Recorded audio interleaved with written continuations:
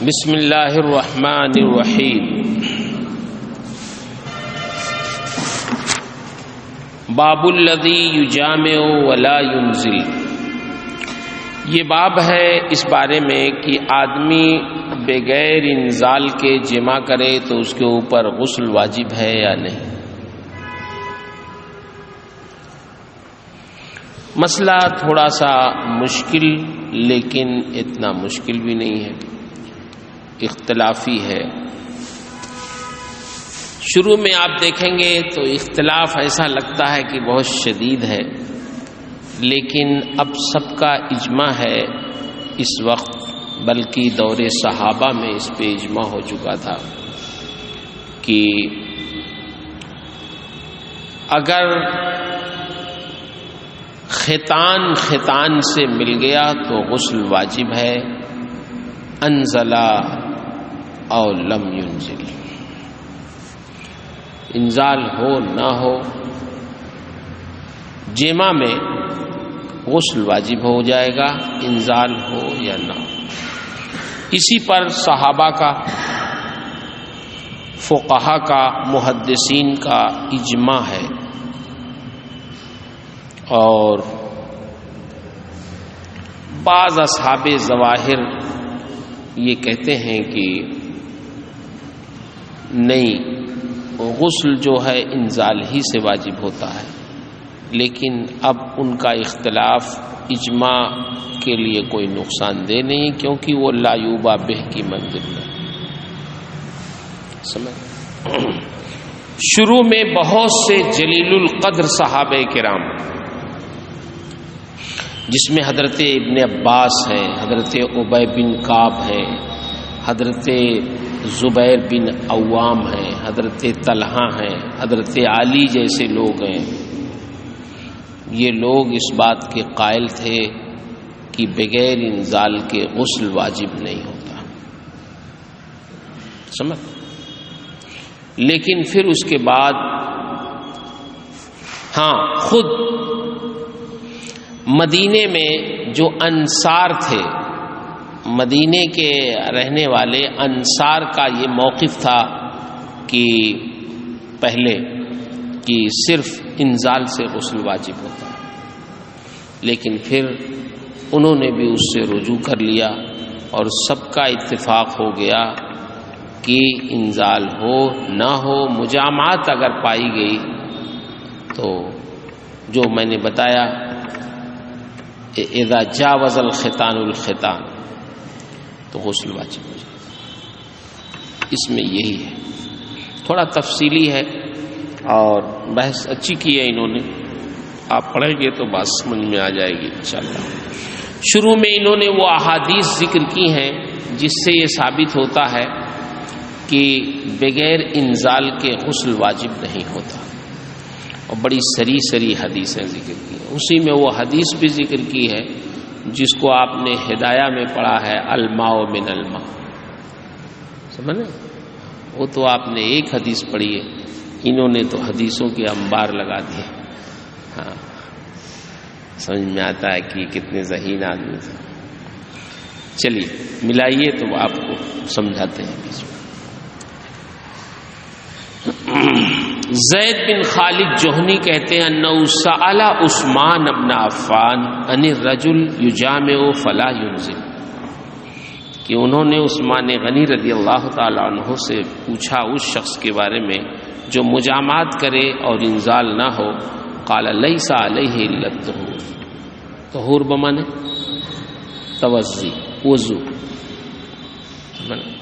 بعض روایتوں میں ہے، امام بخاری نے جب اس حدیث کو روایت کیا تو انہوں نے یہ ذکر کیا کہ وضو کرے کل وضوء للصلاۃ، شاید آپ نے پڑھا بھی ہو اس کو،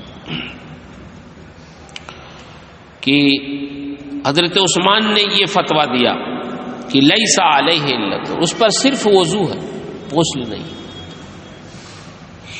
ثم قال سمعتہ من النبی صلی اللہ علیہ وسلم، پھر اپنی دلیل کے طور پہ کہا کہ یہ میں اپنی طرف سے نہیں بتا رہا ہوں، میں نے اس کو نبی کریم صلی اللہ علیہ وسلم سے سنا ہے، سن کے بتا رہا ہوں۔ قال وسألت علی بن ابی طالب والزبیر بن العوام وطلحة بن عبید اللہ وابی بن کعب فقالوا ذلك. زید بن خالد کہتے ہیں میں نے یہ مسئلہ حضرت علی بن ابی طالب سے، زبیر بن عوام سے، طلحہ بن عبید اللہ سے، ابی بن کعب سے، اتنے صحابہ کرام سے پوچھا. فقالوا ذلك، تو انہوں نے بھی یہی مسئلہ بتایا. کیا؟ لیس علیہ الا الطہور، صرف اس پر وضو ہے، غسل نہیں ہے. بات سمجھ میں آئی؟ یہ حدیث پھر دوسری سنیے. حدثنی عروہ انہ سأل ابا ایوب فقال ذلك. عروہ نے بھی حضرت ابو ایوب انصاری سے اس بارے میں مسئلہ پوچھا تو انہوں نے بھی یہی مسئلہ بتایا. کیا؟ لیس علیہ الا الطہور، صرف وضو ہے. اچھا، حضرت عثمان والی روایت جو پہلے آپ نے پڑھی وہ پھر انہوں نے دوسری سند سے ذکر کی ہے. عن زید بن خالد قال سألت عثمان عن الرجل یجامع اہلہ ثم یغسل. یہاں لفظ ہے یغسل کا، وہاں لفظ تھا فلا ينزل کا، ہے نا. یغسل اکسال کا مطلب سمجھتے ہیں. اکسال اس مجامعات کو کہتے ہیں جس میں انزال نہ ہو کسی بھی وجہ سے. قال لیس علیہ غسل. الحمدللہ.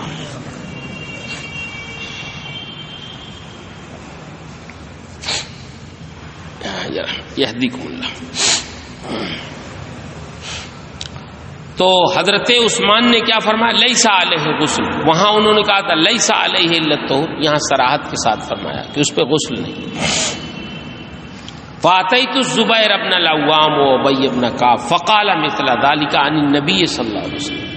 راوی کہتے ہیں زید بن خالد کی میں پھر زبیر بن عوام اور ابی بن کعب کے پاس آیا، ان سے بھی مسئلہ پوچھا تو انہوں نے بھی اسی طرح بتایا اور نبی کریم صلی اللہ علیہ وسلم سے روایت کرتے ہوئے بتایا. اچھا، حضرت ابی بن کعب کی روایت. ان ابی بن کعب ان رسول اللہ صلی اللہ علیہ وسلم قال لیس لی فی الاکسال الا الطہور. اکسال میں، اکسال کا معنی بتا دیا آپ لوگوں کو، بار بار بتانے کی ضرورت نہیں. اکسال میں صرف وضو ہے، غسل نہیں ہے. یہ ابی بن کعب جو مدینے کے سب سے بڑے قاری تھے.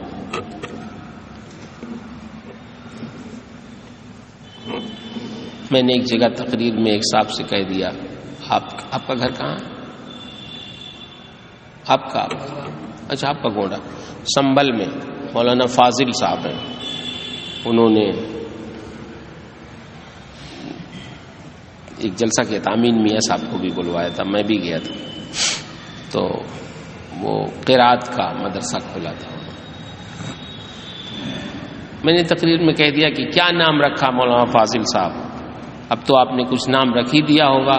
مجھ سے آپ پوچھتے تو میں کہتا کہ جامعہ ابی بن کعب نام رکھ دیجئے اس کا، کیونکہ مدینے کے سب سے بڑے قاری یہی تھے.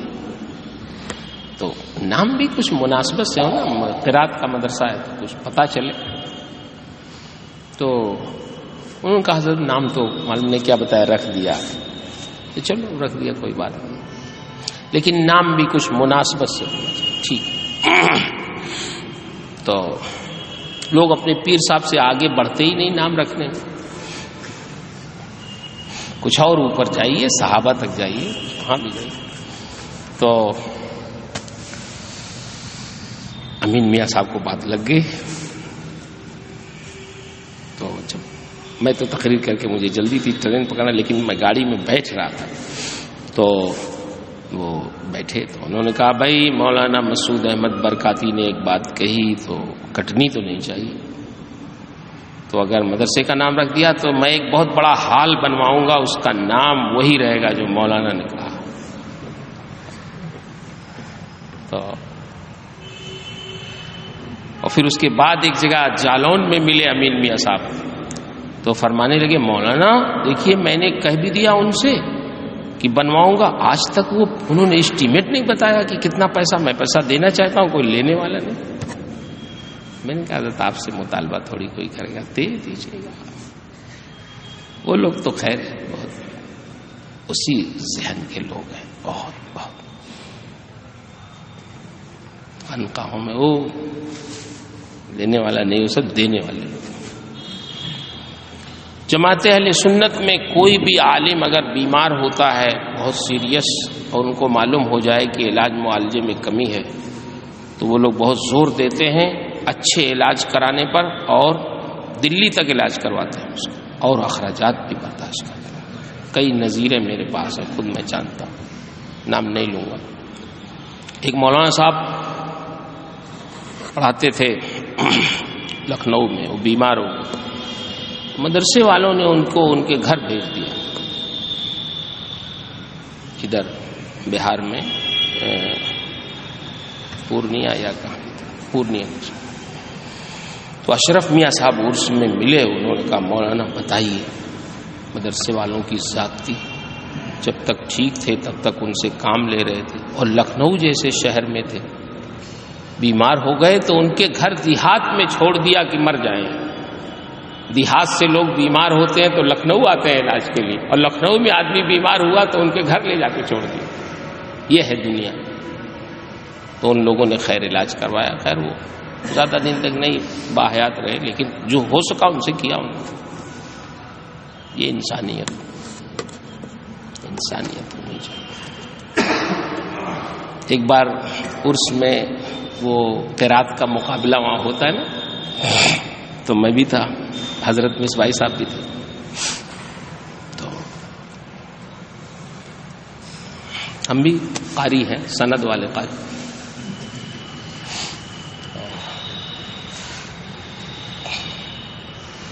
پڑھ بھلے نہ پائیں مگر سند تو ہے ہمارے۔ وہ مقابلے میں کل 12 بچے پورے ہندوستان سے آئے تھے، بتائیے 12 بچے۔ تو مقابلہ ہوا، اس کے بعد میری تقریر کا اعلان کیا نجیب میاں صاحب قبلہ نے۔ تو میں نے افسوس کا اظہار کیا کہ بتائیے ہماری پوری جماعت سے صرف 12 لوگ آئے مقابلے میں، اس کا مطلب یہ ہوا کہ قرات کی پڑھائی نہیں ہوتی، توجہ نہیں، اور پڑھا بھی لوگوں نے ایسے ہی علم گلم، کوئی خاص نہیں پڑھا، لیکن انہی میں فرسٹ آنا تھا، جو بھی آنا تھا انہی 12 میں۔ میں نے کہا بہرحال بہت افسوس ہے، لیکن اس افسوس کے ذمہ دار بھی ہم ہی لوگ ہیں۔ میں نے یہ بھی کہا، میں نے کہا آج تو ہمارے مبارک پور میں اور بہت ساری جگہوں پہ نعتیہ مقابلہ ہوتا ہے، اس میں جو فرسٹ آتا ہے اس کو عمرہ پہ لوگ بھیجتے ہیں۔ اگر کسی قرات کے مقابلے میں بھی کوئی فرسٹ آنے والے کو عمرہ پہ بھیجتا تو قرآن کی اہمیت تو سمجھ میں آتی، قرات کی تو اہمیت سمجھ میں آتی۔ بس لگ گئی بات ان لوگوں کو۔ میری تقریر ختم ہوئی، نجیب میاں صاحب نے کہا کہ ہم ابھی اعلان کرتے ہیں کہ آئندہ سال جو فرسٹ آئے گا اس کو عمرہ پہ بھیجیں گے، اور جو سیکنڈ آئے گا اس کو وہاں بغداد شریف بھیجیں گے، اور جو تھرڈ آئے گا اس کو اجمیر شریف بھیجیں گے۔ بھیجا انہوں نے، پیسے دیے جن کو جانا، ہاں وہ سب کرتے ہیں جو کرنا ہو۔ لیکن یہ ہے کہ لگتا ہے کہ باتیں کبھی میں نے کہا کہ حضرت لگتا ہے میری گفتگو قبولیت کے وقت ہو گئی تھی۔ چلے اچھا، کیا بات چل رہی تھی، کہاں چلی گئی بات یار؟ تم لوگوں کو میں نے تقریر صاحب، ہاں بھائی بن کعب والی بات۔ تو کبھی کبھی اپنے پیر سے اوپر اٹھ کے بھی نام رکھا کیجئے گا، جب مدرسہ بنائیے گا، مسجد بنائیے گا، سمجھ رہے ہیں، کوئی خانقاہ بنائیے گا، بنائیں گے۔ آپ لوگوں میں سے کتنے لوگ پیر ہوں گے، کتنے لوگ بہت بڑے وائز ہوں گے، کتنے لوگ بہت بڑے خطیب ہوں گے، کتنے لوگ مدرسوں کے محتمم ہوں گے نا، بھائی کام قابل ہوں وہ کرنا، تو اس وقت کریے گا۔ بہت سے لوگ یہ سوچتے ہیں کہ پیر صاحب کسی پیر جمائے پیر کے نام پہ رکھ دیں گے مدرسہ تو ان کے مریدین چندہ دیں گے، خوب، کوئی نہیں دیتا ہوتا ہے چندہ۔ کبھی اس چکر میں رہیے گا نہیں، جو آپ محنت کریں گے وہی ہوگا، بس سمجھ رہے ہیں؟ ٹھیک ہے عقیدت سب سے رکھیے، لیکن آپ کی محنت، اگر محنت نہیں کریں گے تو کچھ نہیں کر پائیں گے۔ کسی کے بھروسے کبھی مدرسہ نہ کھولیے گا، کہ فلاں صاحب دے دیں گے، فلاں صاحب، اللہ کے بھروسے کھل لیں. آپ کی محنت اللہ کا فضل، سمجھ رہے؟ جو آپ کر سکیں اسی پہ کریے، نہیں تو لوگ آپ کو ایسا بیچ میں چھوڑ دیں گے کہ کسی طرف نظر نہیں آئے. یہ جان لیجیے. ہاں، بندوں پہ بھروسہ نہیں، توکل اللہ. جو فرمایا تھا نا کہ اونٹنی پہلے باندھو رسی سے، مگر سنو بھروسہ رسی پہ نہ کرنا، یہ رسی کھل جائے گی، ٹوٹ جائے گی. بھروسہ اللہ پہ کرنا. اسباب تو استعمال کرو مگر بھروسہ اسباب پہ نہیں، بھروسہ اللہ پہ. فرماتے ہیں کہ زبیر بن عوام اور ابی بن کعب، کہاں گئی بات؟ اچھا، حضرت ابی بن کعب نے فرمایا لیس فی الاکسال علت، اکسال میں صرف وضو ہے. چلیے حضرت ابی بن کعب کی روایت جو مرفوعاً ہے وہ سنیے. ان ابی بن کعب قال سألت رسول اللہ صلی اللہ علیہ وسلم عن الرجل یجامع فیکسل. ابی بن کعب فرماتے ہیں میں نے نبی کریم صلی اللہ علیہ وسلم سے ایسے شخص کے بارے میں مسئلہ پوچھا جو مجامعت کرے اور اکسال کرے. اکسال کا مطلب وہ انزال نہ ہو. قال یغسل ما اصابہ ویتوضأ وضوءہ للصلاۃ. یہ بخاری کے الفاظ ہیں اسی طرح کے کہ وہ غسل دھل لے جو اس کو پہنچا ہے، یعنی عورت کی طرف سے جو پہنچا ہے اس کو دھل لے. ویتوضأ وضوءہ للصلاۃ، اور نماز جیسا وضو کرے. اس میں بھی غسل کا ذکر نہیں. نیچے ابو سعید خدری کی روایت. عن ابی سعید الخدری قال قلت لاخوانی من الانصار انزل الامر كما تقولون الماء من الماء ارأيتم ان اغتسل فقالوا لا والله حتى لا يكون في نفسك حرج مما قضى الله ورسوله. حضرت ابو سعید خدری نے فرمایا میں نے اپنے انصاری بھائیوں سے کہا، لاخوانی من الانصار، مدینے کے انصار، ان کا مذہب یہی تھا نا، مسلک ان کا یہی تھا کہ الماء من الماء، غسل کس سے واجب ہوتا ہے؟ انزال ہی سے، پانی سے یعنی منی سے. یہ انصار کا موقف تھا. تو حضرت ابو سعید خدری نے ان سے کہا انزل الامر کما تقولون الماء من الماء، چھوڑو جو تم کہتے ہو الماء من الماء، کہاں چکر میں پڑے ہو. غسل واجب مانو تم، الماء من الماء کہنا چھوڑ دو. ارائیتم ان اغتسلوا، تم مجھے مسئلہ بتاؤ. ارائیتم اخبرونی، تم مجھے بتاؤ اگر میں غسل کروں تو کیا حکم ہوگا. تم تو مانتے ہو کہ بغیر انزال کے غسل واجب نہیں ہوتا، لیکن میں اگر غسل کروں تو پھر میرے بارے میں کیا حکم ہوگا؟ بغیر انزال کے میں غسل کروں تو حکم کیا ہوگا؟ فقالوا لا والله حتى لا يكون في نفسك حرج مما قضى الله ورسوله. انہوں نے کہا بخدا تمہارے دل کے اندر حرج نہیں ہونا چاہیے اس سے جس کو اللہ و رسول نے، جس کا اللہ و رسول نے فیصلہ کر دیا. ان کا کہنا یہ تھا کہ ٹھیک ہے غسل کر لو، لیکن جو فیصلہ ہے کہ واجب اسی وقت ہوگا جب انزال ہو، تو اس فیصلے کے خلاف تمہارے دل میں کوئی کھٹکا نہیں ہونا چاہیے. اس سے غسل نہیں واجب ہے پھر بھی کر لو. بہت ساری چیزیں ایسی ہیں جو واجب نہیں ہوتی ہیں مگر آدمی کر ہی لیتا ہے، لیکن جانو یہ کہ ہاں واجب اسی وقت ہوگا جب انزال ہو. یہ اچھا، اس سے بھی سمجھ میں آیا کہ انصار کا یہی موقف تھا. ان ابی سعید ان رسول اللہ صلی اللہ علیہ وسلم مر علی رجل من الانصار فدعاه فخرج الیہ وراسه یقطر ماء یا یقطر ماء، دونوں ہو سکتا ہے. حضرت ابو سعید خدری فرماتے ہیں کہ نبی کریم صلی اللہ علیہ وسلم انصار کے ایک شخص کے پاس سے گزرے تو اس کو بلایا. فخرج الیہ، وہ شخص سرکار کے پاس آئے، نکلے اپنے گھر سے، ان کا سر پانی ٹپکا رہا تھا، یعنی سر سے پانی ٹپک رہا تھا. غسل جلدی جلدی کیا، ٹپک رہا تھا پانی. قال لعلنا اعجلنا کا، سرکار نے فرمایا شاید ہم نے تمہیں جلدی میں ڈال دیا، عجلت میں ڈال دیا. قال نعم، انہوں نے کہا ہاں یا رسول اللہ.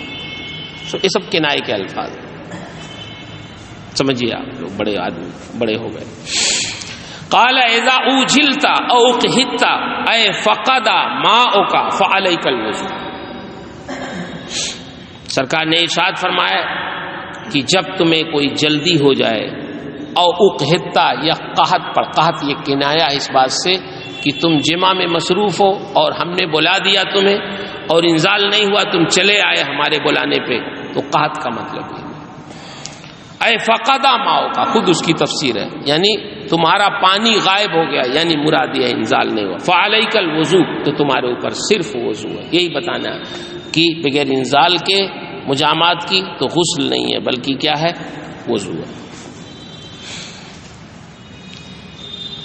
حضرت ابو سعید خدری ہی کی روایت، ان رسول اللہ صلی اللہ علیہ وسلم قال الماء من الماء، جو آپ نے ہدایہ میں پڑھا کہ سرکار نے ارشاد فرمایا الماء من الماء، ماء اول سے مراد بولے غسل، اور ماء ثانی سے مراد منی، ہاں الغسل من المنی ہے نا، غسل منی ہی سے واجب ہوتا ہے۔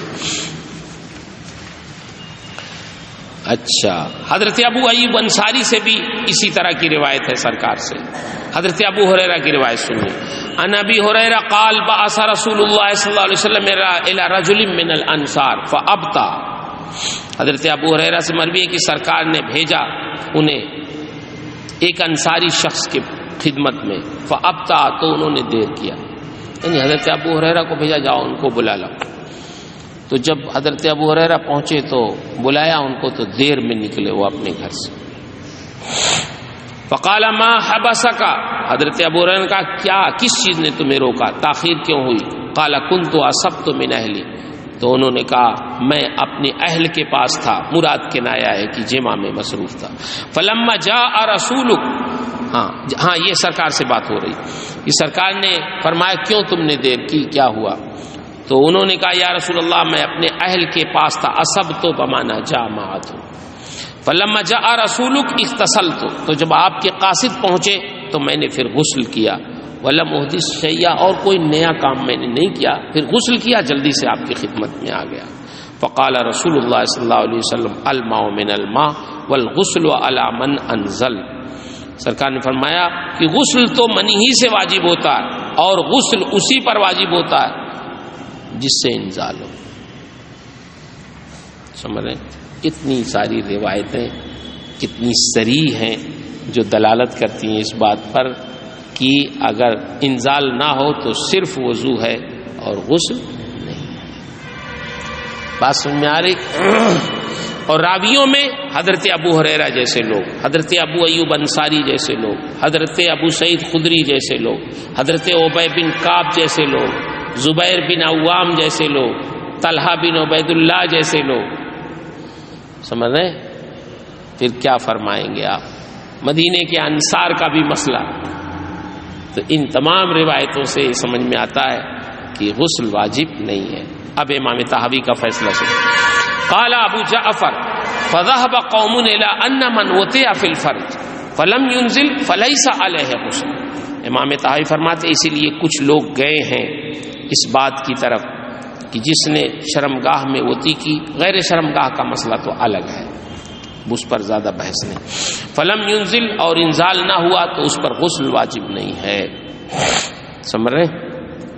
میں نے بتا دیا کہ کون لوگ تھے، ابتدان مدینے کے لوگ تھے، انصار تھے، اور بہت سے صحابہ کرام، بلکہ جو راویان حدیث ہیں وہ سب تھے اس میں، جیسے حضرت ابو ہریرہ، حضرت ابو سعید خدری، ابی بن کعب، یہ سب پہلے ان کا موقف یہی تھا کہ صرف وضو ہے، صرف وضو ہے، صرف وضو۔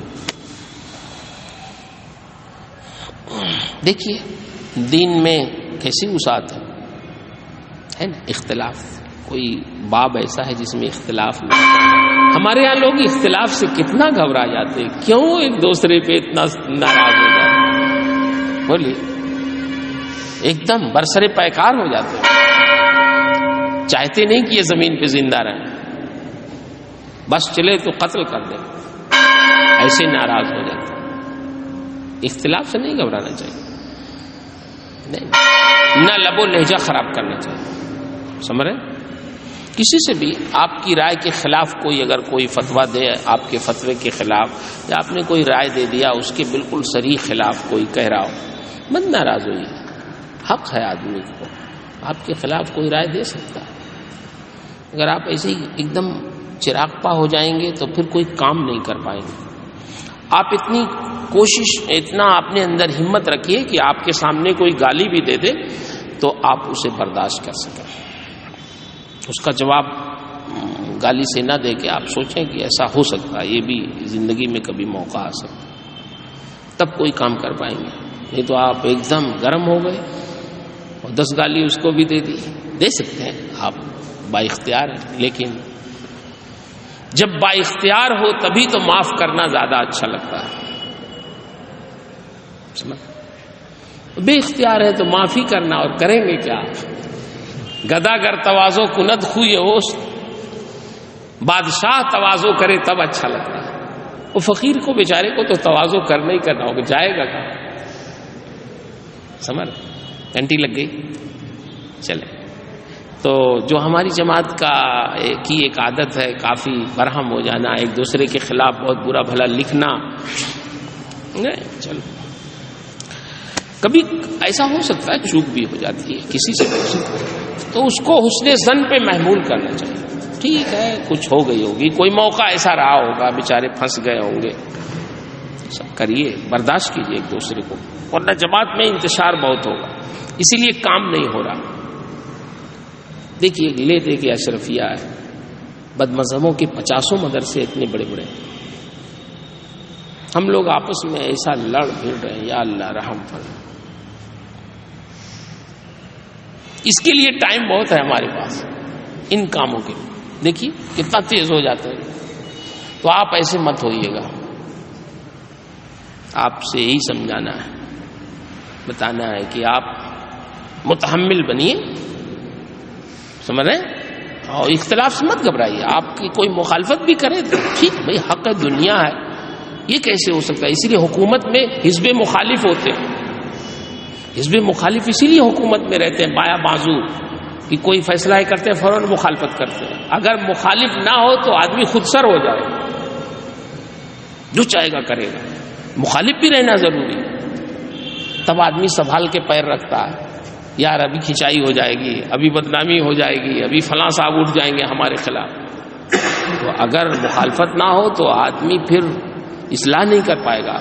یہ بھی ضروری ہے آپ کی زندگی کے لیے.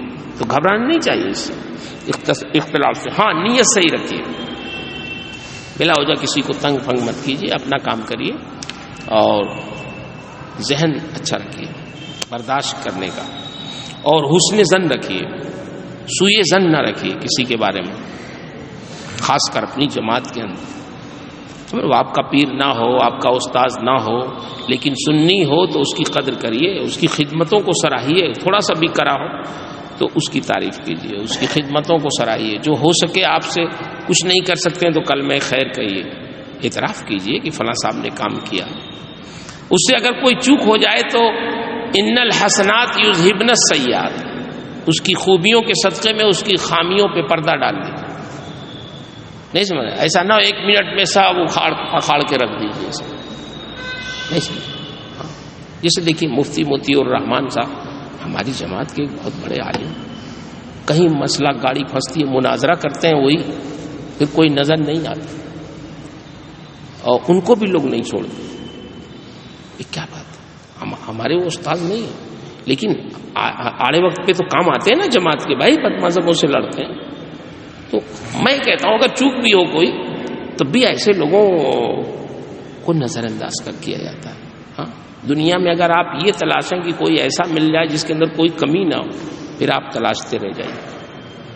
کون ہے جس کے اندر کمی نہیں ہے؟ یار کوئی دھلا دھلایا ہے؟ مگر اس پہلو کو نہیں دیکھنا چاہیے. رہتا ہے مسئلہ، سب کے ساتھ رہتا ہے، مجبوریاں ہوتی. تو آپ فارغ ہو رہے ہیں تو آپ کو یہی سمجھا رہے ہیں کہ ذرا سا دم بارود بن کے مت نکلیے گا کہ جس کو پائیں جلا دو، جہاں چاہیں پھوٹ جائیں. تھوڑا کنٹرول. ٹھیک ہے؟ ہاں بالکل بالکل. چلیے میں اپنے تجربات بیان کر رہا ہوں آپ لوگوں سے. ہاں یہ جان لو